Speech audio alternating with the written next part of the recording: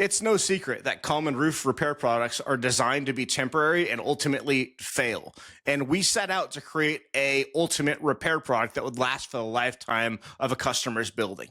And in order to show the difference between Ultimate Roof and everything else, we did a side-by-side comparison test where we took common roof mastic, silicone coating, embedded a reinforcement in each, and let them sit for 7 days. And the results are clear. Mastic never really set up because it's designed to be a temporary wet patch, and that pulled apart, exposing the scrim. The silicone coating disappointed us the most because it had the least amount of strength and it tore easily.